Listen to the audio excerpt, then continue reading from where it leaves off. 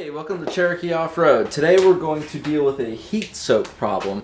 A lot of 2001 Cherokees, kind of the newer models, have this problem where the fuel will get too hot after running for a while and turning it off, and it'll misfire, so we're going to tackle that problem.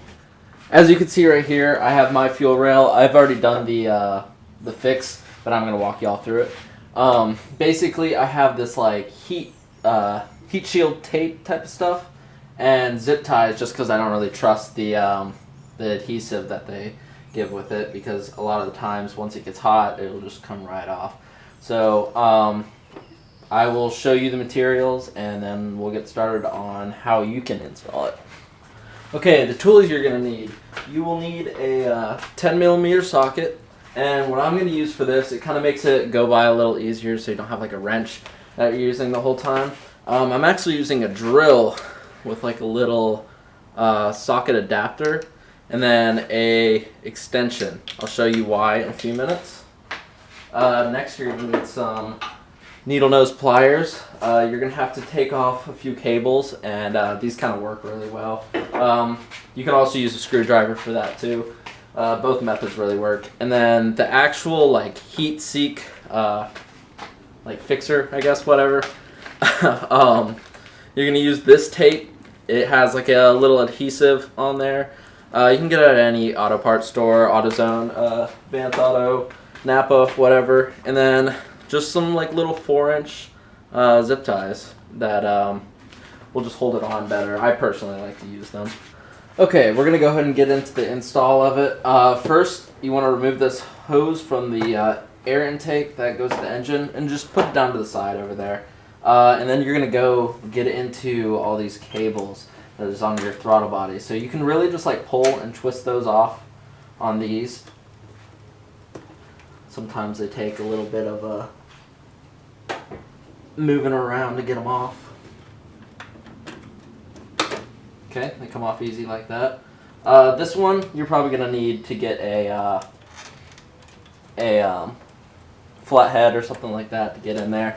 But this is where the needle nose come in. You can put it right here, kind of push these two little thongs right on the side, push it straight out, and get that cable off.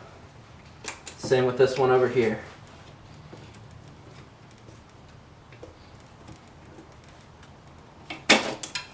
Those will come straight out. Okay, next we're going to take this little bracket off. It kind of gets it out of the way. I'm using a drill instead of an impact wrench because I don't want to over torque them, strip the bolts, whatever, and it just kind of comes out a lot easier. So really just put a little pressure in it, make sure you don't lose the bolt, put it on your bumper or whatever. Come to one in the front, and then there's one on the back. Just grab both of those, and then this little piece comes out. Okay, as you can see, you kind of have like the whole fuel rail exposed. If you want, you can take this out and kind of like get all these wires out. It doesn't really matter. Right now, I really have it. I have it all cleared out, and then you can start installing the actual heat shields onto it. Okay, so when you're cutting this, make it about 3-inch strips or a little longer.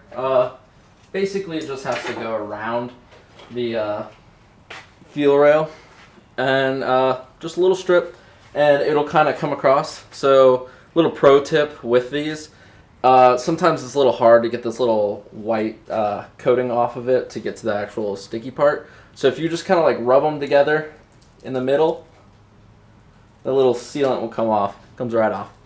And then, as you can tell, it's not very sticky. I mean, it falls straight off. So that's why I'm using the zip ties to keep them on.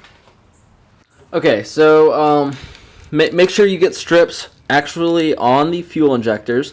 So right here, you can put two, or I highly suggest putting two zip ties, one at each end so they don't kind of fray and get apart.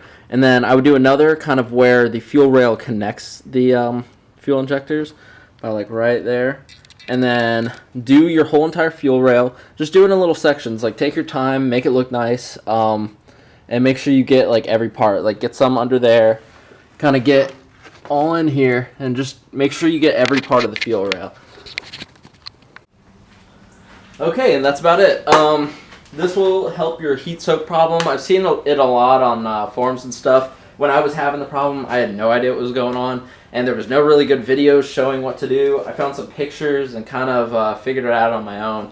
A lot of the Cherokees will have this problem in like hot days when you're running for maybe like 2 or 3 hours, especially when you're on the trail on a hot day over 90, especially in Georgia like I am. And you'll turn your Jeep off for about a minute or two, turn it on, and then you get cylinder misfires, typically on the 3rd and 6th.